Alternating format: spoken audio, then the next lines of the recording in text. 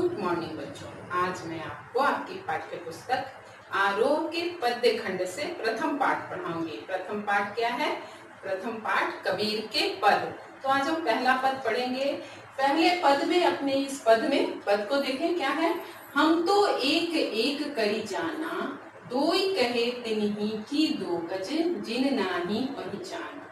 एकै खाक गढ़े सब भाड़े, एके कोहरा साना। जैसे बाड़ी काष्ट निकाटे, अग्नि न काटे कोई। सब घटी अंतरि तू ही व्यापक, धरो स्वरूपे सोई। माया देखी के जगत लुभाना, काहिर नर गरबाना। निर्भय भया कछु नहीं व्यापे, कहे कबीर दीवाना। तो अपने इस पद में जैसा कि आप जानते हैं कि कबीर निर्गुण भक्ति धारा के भक्ति काल के निर्गुण भक्ति धारा के संत कवि रहे हैं। इनकी भाषा सदुक्कड़ी रही है। ये ईश्वर को सर्वव्यापक मानते हैं।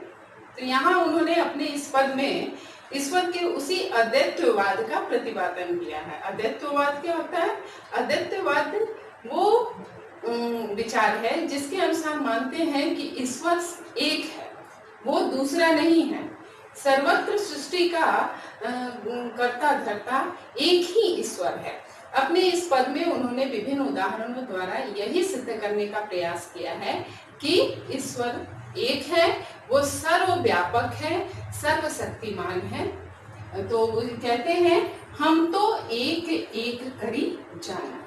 यहाँ कहते हैं वो कि मैं तो एक एक, यहाँ एक एक में जहाँ पुनरुक्ति प्रकाश अलंकार है, एक ही शब्द दो बार आए हैं, वहीं यमक अलंकार भी है, क्योंकि एक पहले एक का कुछ और अर्थ है, दूसरे एक का दूसरा अर्थ है। एक पहले एक का अर्थ है संख्या, एक संख्या, और दूसरे एक का अर्थ है ईश्वर।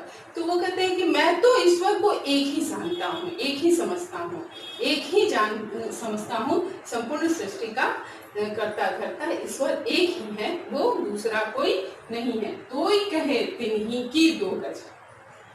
अब कबीरदास जी कहते हैं कि जो इन्हें दो कहता है, जो इन्हें ये समझता है कि एक नहीं है, ईश्वर को जो ये समझता है कि वो एक ईश्वर नहीं है, ये एक से अधिक दो हैं, उनको दो गज। दो गज मतलब होता है नर्क। वो नर्क के भागी हैं, उनको दो गज जिन नाही पहचाना। जिन्होंने ईश्वर को नहीं पहचाना वो इन्हें दो कहते हैं, और जो दो कहते हैं वो नरक के भागी हैं, वो ईश्वर को नहीं समझते, उनको नरक भोगना पड़ेगा। आगे कहते हैं एके खाक गढ़े सब भाड़े, एकै कोहरा साना। तो इस पंक्ति का अगर शाब्दिक अर्थ देखें तो इसका मतलब होता है एके खाक, खाक मतलब होती है मिट्टी, एक ही मिट्टी से गढ़े गए सब भाड़े, भाड़े मतलब बर्तन, सारे बर्तन एक ही मिट्टी से गढ़े, एक एक कोहरा साना। कोहरा मतलब कुम्हार, एक ही कुम्हार ने एक ही मिट्टी को सान करके विभिन्न प्रकार के बर्तन, भाड़े मतलब बर्तनों को गढ़ा है। ऐसा कबीरदास जी कहते हैं। उनकी इन पंक्तियों का शाब्दिक अर्थ यह निकलता है, लेकिन इसका जो गुण अर्थ है, कहने का तात्पर्य कबीरदास जी का ये है कि कुम्हार रूपी ईश्वर एक ही मिट्टी से विभिन्न प्रकार के मनुष्यों को गढ़ा है।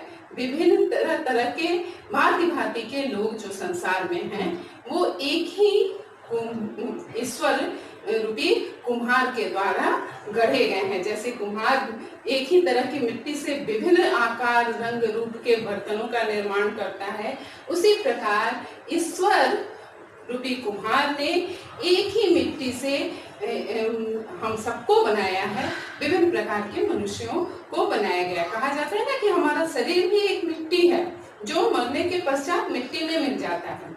तो यहाँ कबीरदास जी का यही कहना है कि लोगों में भी कोई अंतर नहीं है, संसार के सभी लोगों में मनुष्य का निवास है, और उस ईश्वर का निवास है, और उस ईश्वर ने ही एक ही तरीके से, एक ही मिट्टी से हम सबको विभिन्न रूपों में बनाया है। और कहते हैं जैसे बाड़ी काष्ट ही काटे, बाड़ी मतलब होता है बढ़ी, बाड़ी उन्होंने कहा है ना बढ़ी को। जैसे बाड़ी काष्ट ही काटे, काष्ट मतलब लकड़ी, जैसे बढ़ी लकड़ी को काटता है, अग्नि न काटे कोई, किंतु अग्नि को नहीं काट सकता। लकड़ी के अंदर अग्नि निहित होती है, आग, लकड़ी के अंदर होती है, जब उसे जलाते हैं तब वो प्रज्वलित होती है, प्रकट होती है। किंतु बढ़ई लकड़ी को तो काट सकता है, लेकिन लकड़ी के अंदर जो निहित आग है उसे वो नहीं काट सकता। उसी प्रकार इस मनुष्य का जो शरीर है, उस शरीर को तो नष्ट किया जा सकता है, किंतु उसमें जो ज्योत विद्यमान है, जो आत्मा स्वरूप परमात्मा है, वो नष्ट नहीं किया जा सकता। कहने का तात्पर्य यह है कि आत्मा अमर है। उसको उदाहरणों द्वारा कबीर ने समझाया है कि जिस प्रकार लकड़ी को बढ़ई काट सकता है, किंतु लकड़ी में निहित आग को नहीं काट सकता। उसी तरह से आगे वो लिखते हैं, सब घटी अंतरी तू ही व्यापक। घटी मतलब, घटी का मतलब दो अर्थ ही है। घटी का मतलब शरीर भी होता है, घटी का मतलब हृदय भी होता है।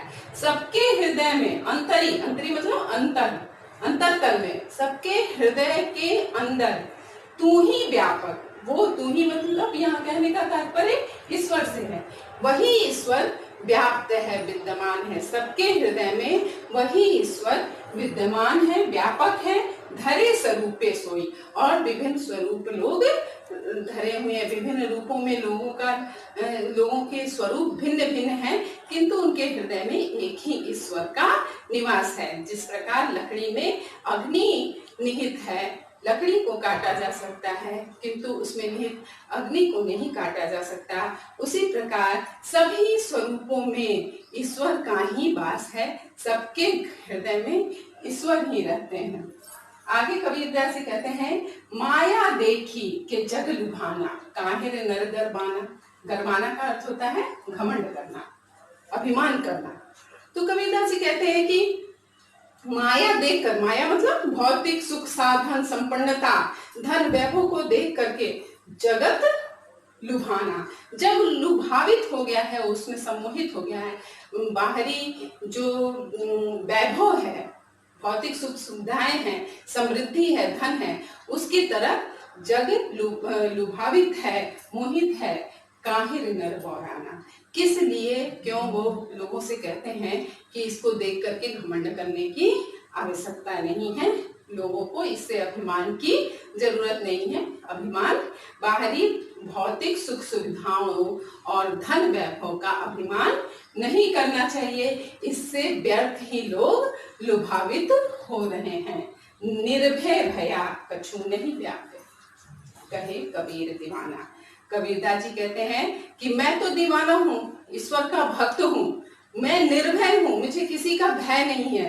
क्यों नहीं है? क्योंकि जो ईश्वर का भक्त होता है, जो ईश्वर की भक्ति में लीन रहता है, उसका दीवाना होता है। उसे किसी चीज की ना कोई आवश्यकता होती है, ना किसी बात का भय होता है। तो कहते हैं कि निर्भय भया कछु नहीं व्यापे, मेरे पास तो कुछ नहीं है, मुझे कुछ की आवश्यकता नहीं है, मैं निर्भय हूँ क्योंकि मैं दीवाना हूँ, भगवान का भक्त हूँ।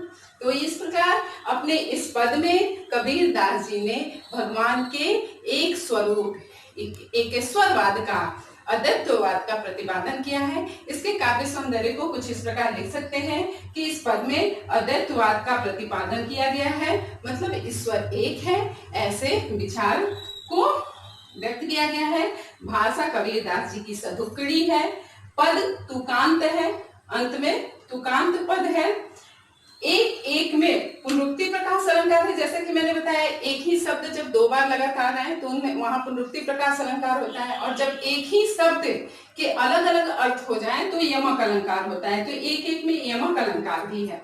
और भी कई जगह अनुप्रास अलंकार कई जगह आए हैं, जैसे काष्ठ ही काटे, क का वर्ण की आवृत्ति हुई है, तो यहाँ अनुप्रास अलंकार है। या स्वरूपे सोई, या फिर कहे कबीर, कहे कबीर, तो यहाँ भी क शब्द की क वर्ण की आवृत्ति हुई है, तो ये अनुप्रास अलंकार है।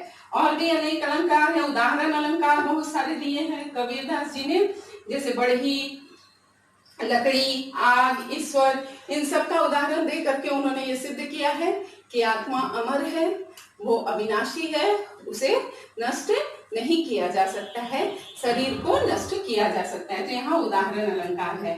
इस प्रकार कबीरदास जी का ये संपूर्ण पद व्याख्या सहित सप्रसंग व्याख्या आप सब लिखेंगे।